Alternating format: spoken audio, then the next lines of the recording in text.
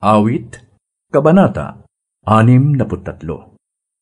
O Diyos, Ikaw ang aking Diyos, na lagi kong hinahanap. Ang uhaw kong kaluluway, tanging Ikaw nga ang hangad. Para akong tuyong lupa na tubig ang siyang lunas. Hayaan mong sa santuaryo, Ika'y aking mapagmasdan, at ang likas mong kaluwalhatian at kapangyarihan. Ang wagas na pag-ibig mo'y mainam pa kaysa buhay, kaya pupurihin kita, O Diyos, at pararangalan. Habang ako'y nabubuhay, ako'y magpapasalamat, at ako ay dadalangin na kamay ko'y nakataas.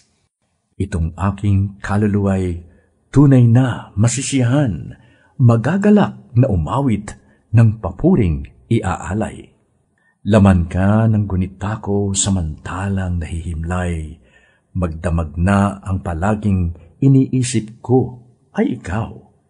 Ikaw ang sa aki tumutulong sa tuwina, kaya sa iyong pagkupkop, ligaya kong awitan ka. Itong aking kaluluway, sa iyo lang nananalig, kaligtasan ko'y tiyak dahil sa iyo'y nakasandig.